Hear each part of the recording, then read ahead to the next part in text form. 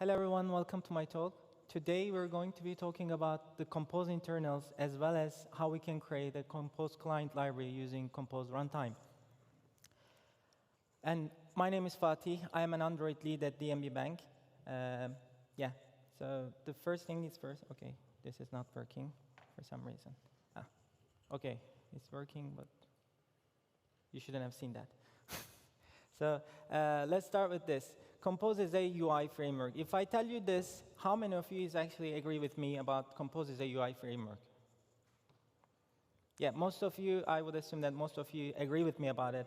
But the important part is, what do we mean by Compose? Compose is actually a combination of 7 different libraries.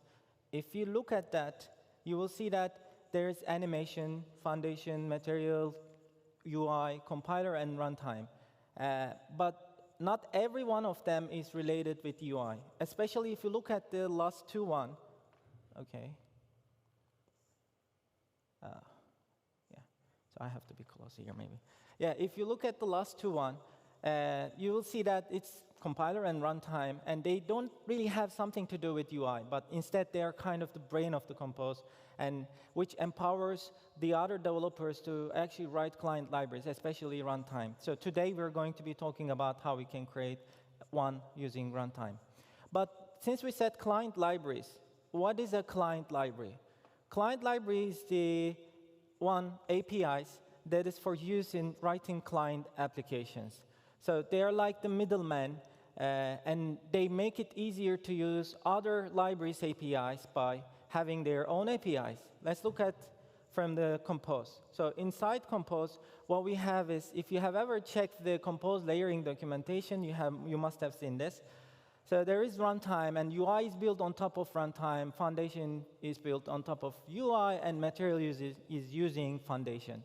So it means that these libraries, material, foundation, and UI libraries, are actually the client libraries, which makes it easier to use the other one. For instance, if you're using UI, it means that you don't have to deal with the complexity that the Compose UI library is dealing with, like creating the Recomposer or initial compositions, etc., setting the entry points. All this complexity is residing inside UI, so that you just can write your applications. Today, we're going to talk about the Compose compiler and how it actually transforms your code. Then we're going to talk about the Compose runtime. What is the responsibility of Compose runtime? You must have heard maybe Compose runtime, but what is it actually doing for Compose? Then we're going to talk about Composer and the relation with the slot table and Composer. Then we're going to see how we are applying the changes that has been happening inside the slot table through the Applier. Then we're going to be talking about client integration. What are the things that this client integration does?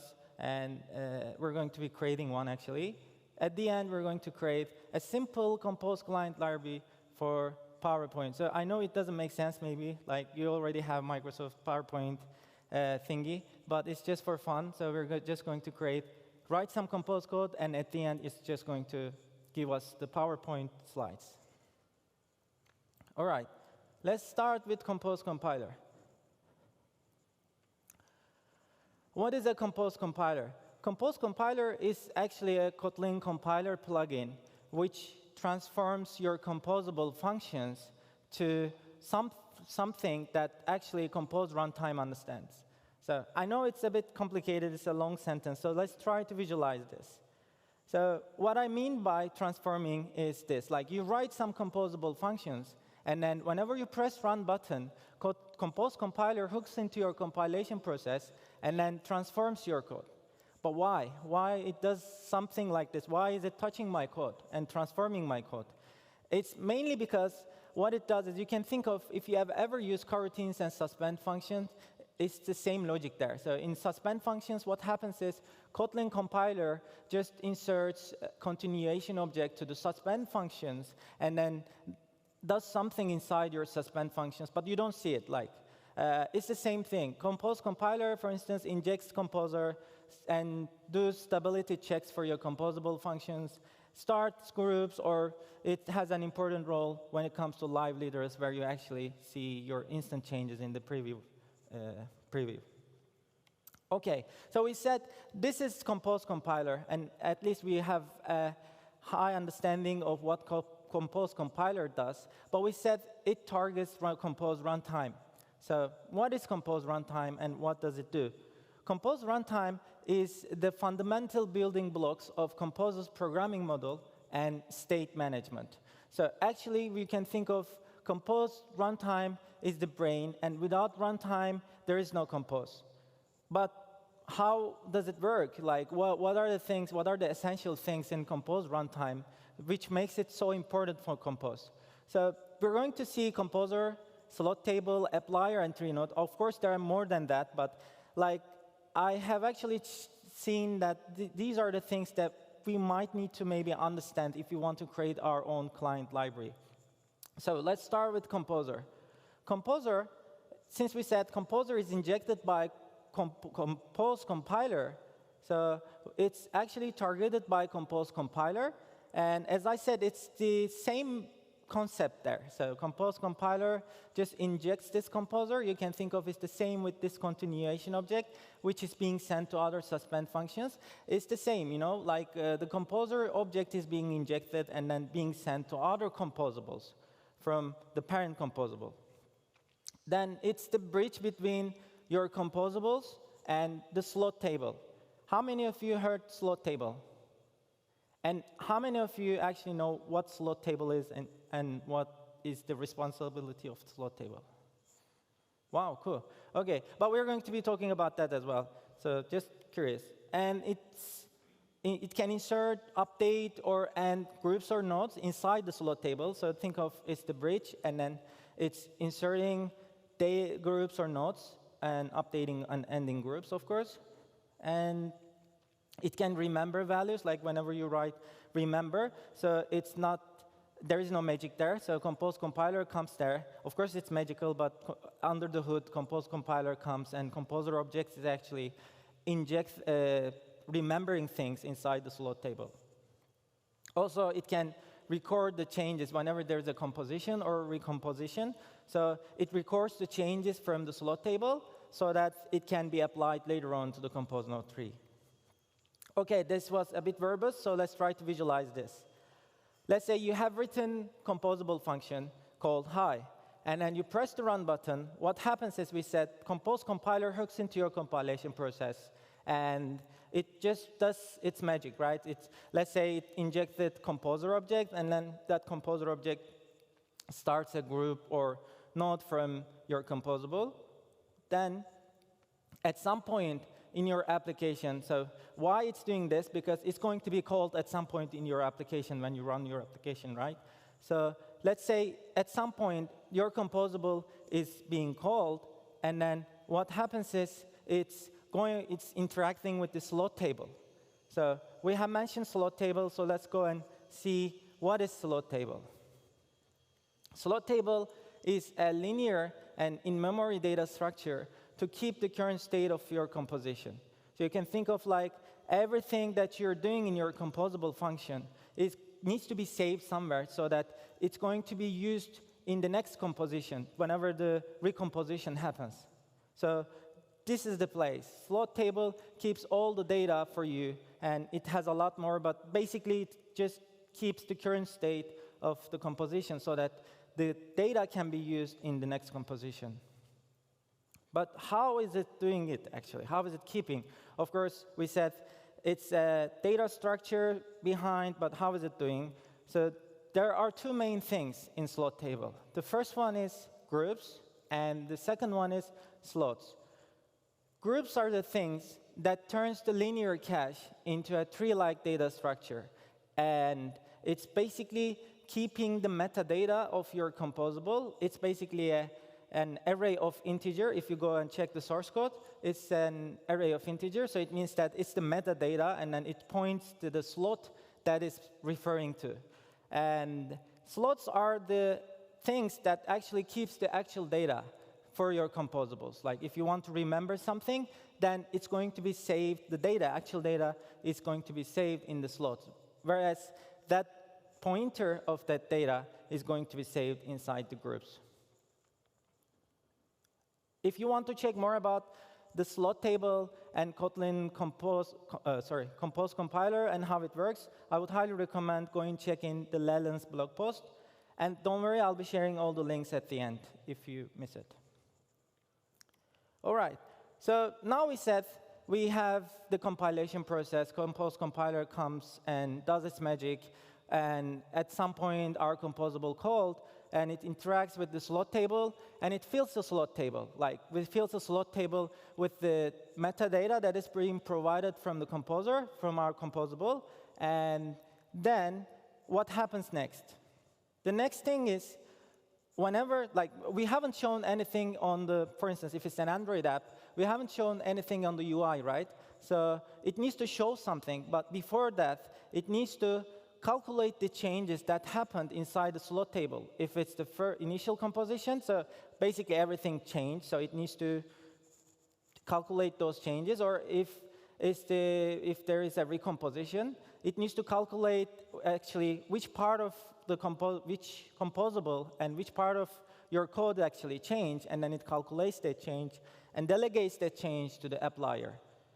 But what is applier now? Applier is the one who is responsible for applying tree-based operations that get emitted during the composition. So Composer basically doesn't know anything. Composer basically doesn't apply anything. You can think of your writing, if you have ever used Git, and write something but not commit, your changes will be lost, right? So it's the same thing. So Composer basically tracks your changes but not commits it, not apply the changes. So it delegates your changes to the applier, and applier is the one who actually commits your changes to the compose node tree. What can it do is, it can insert node or move or remove node or clear your node tree. Have you ever heard compose tree before? How many of you have ever heard compose node tree? Cool. And how many of you think that it's the same with slot table? Or no? OK. I was thinking it's the same, but it's good that you're not thinking it that way. So yes, if you check the applier, you will see that applier is basically an interface. And the next thing you will check is, OK, let's check more. And then you will see that you will find an abstract applier. OK, now where's the actual implementation? The actual implementation is not inside runtime, which means that we're going to be writing our own applier when we are going to create a client library. So it's pretty cool because it means that Compose Runtime doesn't know any implementation detail about your applier. It doesn't need to deal with how you apply the changes to the Compose node tree, but it can just call insert function or remove function from the interface, and then you can just have your implementation detail from inside the client library. Let's go back to our own diagram. And now we said, OK, we got the changes, and changes has been delegated to the applier. And applier actually applies the changes, commits the changes, but to where?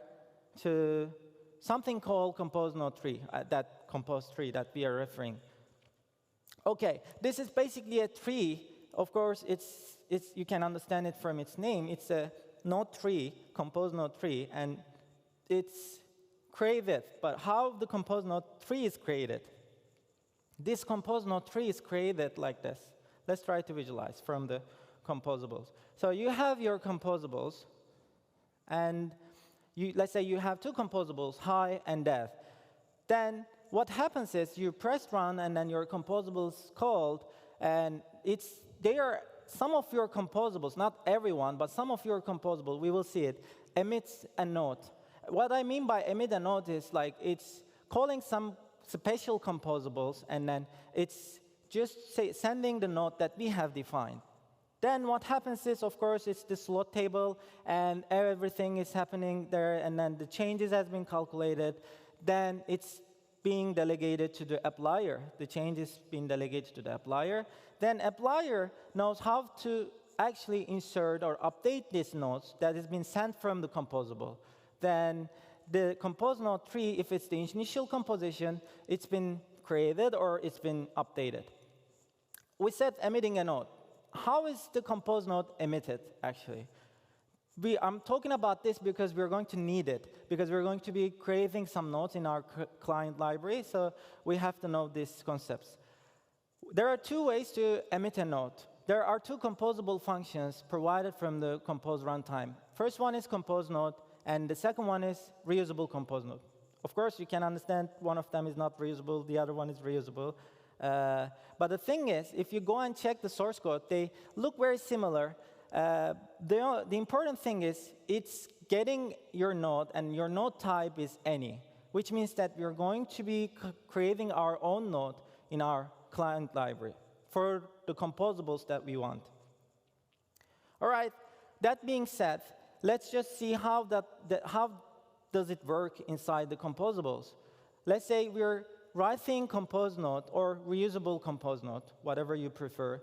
Then what happens is it just emits a node, like it sends it to the slot table, and then it's calculating the changes, and then sending the node, and then inserting or updating the node inside the compose node tree. Okay, we have seen that as well. Like now we have the tree, compose node tree, but what is next? What are we going to do? We haven't shown anything to the user, right? So we have to show something. If it's the Android application, we have to render this compose node tree to the device itself. Or if it's just a simple output file, we have to write this compose node tree inside that file. So it's actually called materialization. So materialization of your node, and then at the end, you're going to have your UI. So this is the overall flow.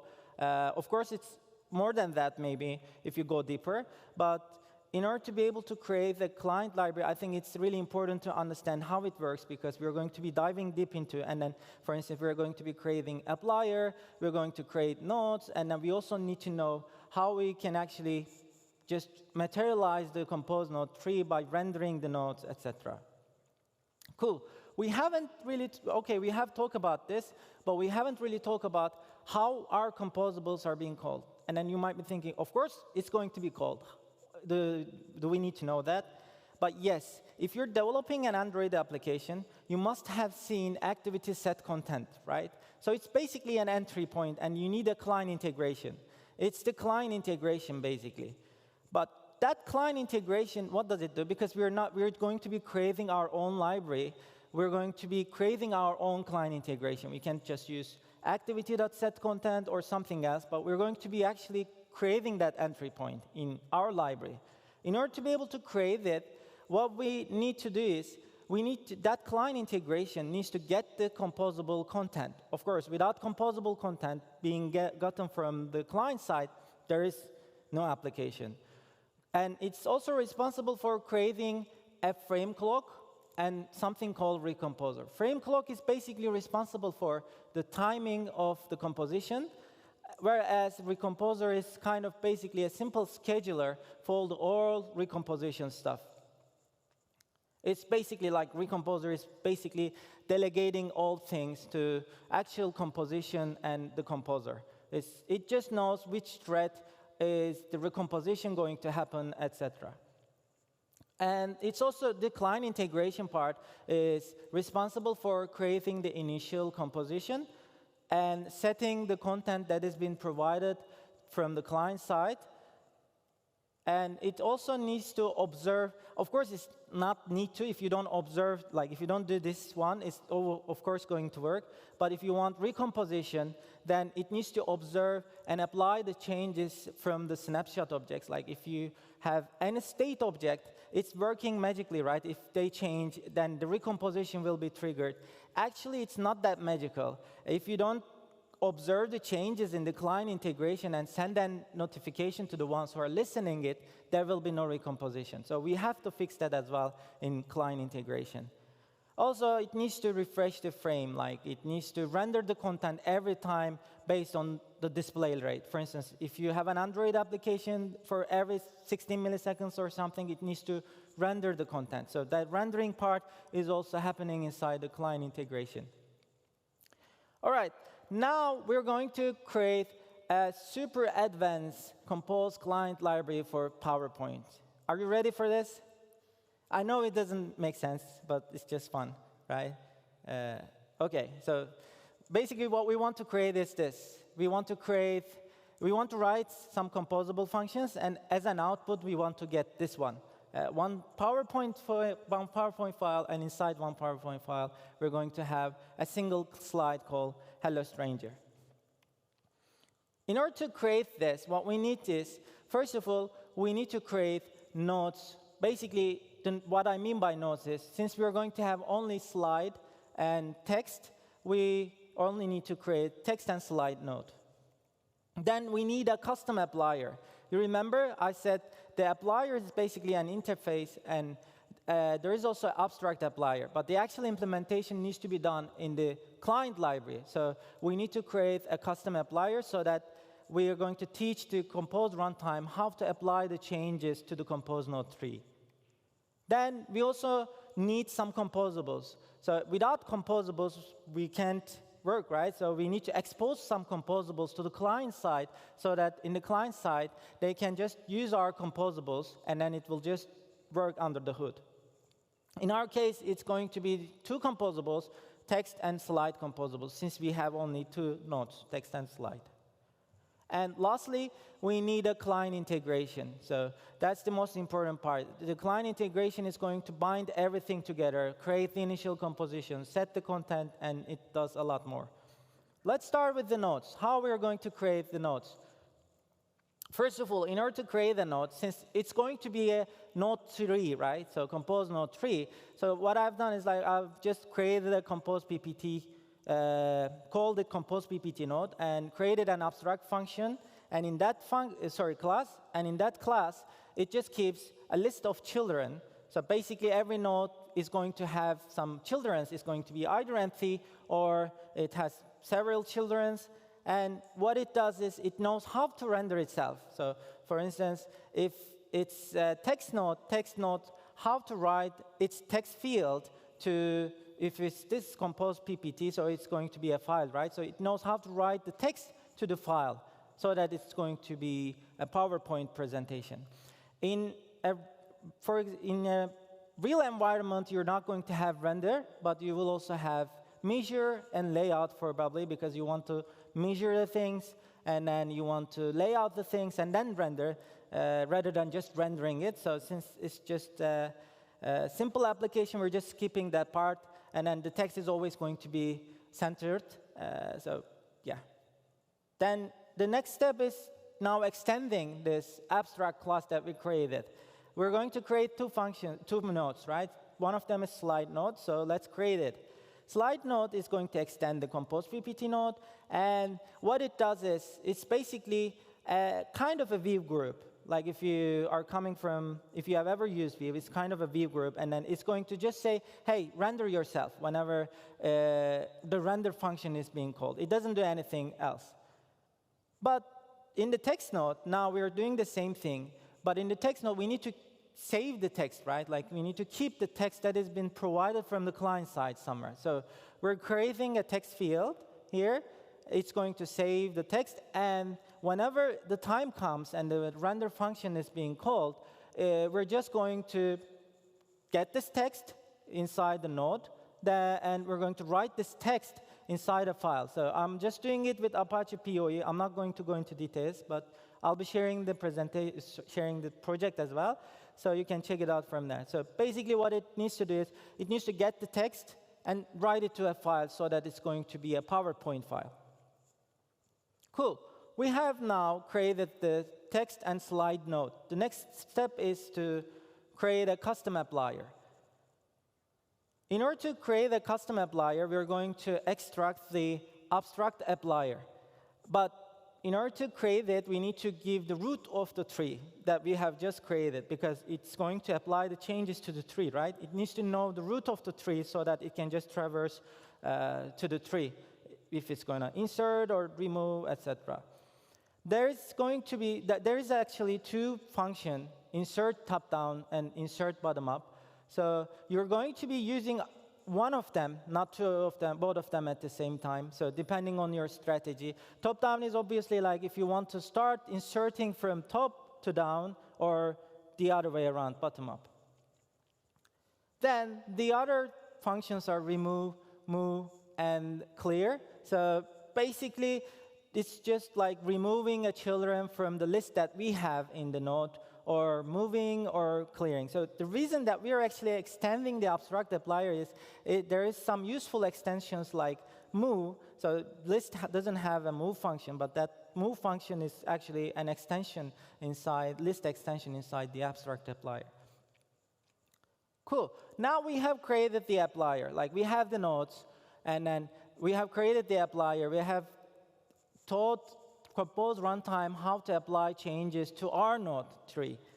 The next step is obviously to create composable, which uses these nodes. Of course, probably you have maybe never used this kind of composables in the client side, but in client libraries, basically, you have to emit a node. Like you have, at some point, you have to have some composable which is emitting a node to the slot table. So if you go and check the Compose UI or the lowest level of the composables inside Compose UI, you will see that they're using either Compose node or reusable Compose node to emit the node to the Compose runtime. OK, so the first composable we're going to create is we're going to create a slide composable. We said slide composable doesn't do anything other than just wrapping all composables, other composables. So basically, it's going to get composable content. And what it does is we're going to use the compose node composable to emit a node. And we need to give our node type, which is slide node.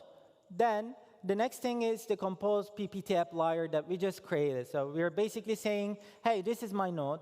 And then whenever there's a change, use this compose PPT applier to apply changes to my node. And we also need to say how we create this node, slide node. And when there is an update, for instance, there is a recomposition happening, what are the things that we're going to change in this slide node? So we don't actually have anything, any field like text inside the text node, right? So we don't need to do anything for the slide node when there is an update or recomposition. And we need to give the content.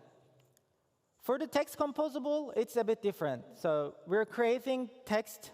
And text composable basically is not going to have any composable content exposed, but instead we want to get a text from the client side so that we can set this text inside our text node. We have just created a text field inside text node, right? So we have to update our text field inside the text node with this text. And we need to emit the node, obviously. We're using the same composable function, compose node, to emit a node. And we are basically saying now the text node, take my text node and use my applier, Compose PPT applier. And if you want to create my text node, here is how you create it in the factory section. And this is this is the update section. So whenever there's a recomposition or whenever you want to update something, then this is the function that you're going to be calling. So it's not going to be called immediately, but when the time comes, like when the composition starts, it goes to slot table, and then whenever you want to do some changes in my node, just use this lambda and execute this lambda. So in this lambda, what we are saying is, if you want to set the text that has been gotten from the client side, then use this text to update the text field. I know it's a lot of text, or I should have named this something else maybe, but like just update the text inside the compose node with the text that is gotten from the client side. All right, now we are done with this, composables for the compose nodes. And then next step, the last step, is to bind all these things together, create the composition, and just start the composition with inside the client integration. When it comes to client integration, it's basically, as I said, it's like the activity set content thingy we're going to be creating here. But since it's only Kotlin and we don't have any activity or something, I just call it now run compose PPT, and then I want to use run blocking because I want to wait for everything that is happening inside this lambda to finish the application. The first thing is to create a frame clock. As I said, frame clock is responsible for the timing in composition. So we need to create a frame clock for inside the client integration. And we also need to create a recomposer. Recomposer is a scheduler, remember, scheduler of all the things. Whenever there's a recomposition, the main guy who is responsible for getting the notification and triggering the recomposition is the recomposer. So, and in order to create a recomposer, we need to give a coroutine context. And that coroutine context needs to have the frame clock. Otherwise, you're going to get an exception. Then the next step is creating the root node. So we're going to render the node, our compose node, tree to the display, right? Like we're going to display it inside the output. So we need a root node to just say, hey, now start rendering from this root node. So in our case, it's the slide node. Then the next step is, you remember I said we need to observe the snapshot object changes in the client's integration and just send an apply notification. So here's the part. So in order to get a notification for the changes that is happening when the state object change is, you just need to register a global write observer. And inside that, you're going to need to send the apply notification. It's just like whenever there's a change in one of your state objects, it's going to get a notification here. And then you basically have to say, OK, now something has changed in the client side. So for the ones who are listening or who are taking care of this, just send a notification. So you just need to say that something changed, do your thing. In our case, it's going to be the recomposer. So basically, you're going to see we're going to be writing one more function, which will make the recomposer awake, and then that recomposer will be just waiting for any changes, any snapshot object changes. Then we also said we need to create an initial composition. So we're creating an initial composition. Then we need to set the content that has been given from the client side, right? You have the composable content that has been given to you, and then you need to set the content of your composition, and then with this line, your composable functions are actually going to be called. Then we need to make the recomposer awake for recomposition changes. Like just by creating recomposer, it's not going to listen any changes and then recompose things. So you have to call actually either run recompose and apply changes, or there is one more function to do the things concurrently. So, but in most of the cases, you're going to be calling this one. So you need to call to make the recomposer awake, and then with this combination, like we have just created, like observe the changes, snapshot object changes, and then now we make the recomposer awake. So it's going to send an apply notification, and by calling this function, the recomposer is going to wait for any changes that is coming from the snapshot objects. Lastly, we need to render the actual content. So we have the root node that we are going to start rendering from. So based on the display rate, you have to just like render your content every time the display rate is actually being passed. So in our case, what we're doing, it's just an infinite loop. And we're sending a frame to the frame clock. If there's any animation or something, so this is the line which is triggering that. So for instance, if you're using with frame nanos or frame millis, which is inside runtime, and if you have ever worked with animations, so this is basically sending a frame with the time that is just recalculated here. You can send any time, and then all the places that we use this with frame millis or with frame nanos will be triggered. And then the next step is to render the actual content starting from the root node, and we're going to just delay for as long as the display rate. All right, this is done as well. Now we're done, but how are we going to use it? It's actually simple. We're just going to create a Kotlin application, and the main function inside the main function, we need to call the entry point, the client integration that we have just created. So it's the run compose ppt. Then we're going to call the composables that we created. So it's basically the slide, and I want to show a text inside a slide. So I'm just calling the text with hello stranger text. Then if you run this, what will happen is you will see that it's going to generate a PowerPoint presentation in your project. If you want to check more, you can go to Compose PPT project on GitHub. Don't worry, I'll be sharing this one as well. So you can check out all the implementations and more, probably. I don't think you will be able to, you need to use it in the future, but still, it's good to just learn the things and just play around and then learn how you create the client integration, nodes, and everything. As a TLDR, so Compose compiler actually transforms whenever you create your composable. Compose compiler is responsible for transforming your composable functions. Then it injects the composer, and the composer is like the magical guy which does everything for you. So it's the bridge between your composables and the slot table, which fixes everything for you, like adding node or starting the group or starting the node and more. Then we have slot table. Slot table keeps the current state of the composition and everything that you need in the next composition. Then we also have the applier. Applier is responsible for the tree-based operations for the emitted node, so that it can just create the tree or update the tree or remove nodes, whatever it wants to do. Then in the client integration part, it's responsible for creating initial composition. It's also responsible for, we need to get and set the composable content in the client integration part. We also need to listen the state object changes and send an apply notification to trigger the recomposition. Also, we need to wait for any recomposition using that run recompose and apply changes function for Recomposer. And we need to refresh the output based on the display rate, like render the content every time based on the display rate. Cool. Yeah, thank you so much.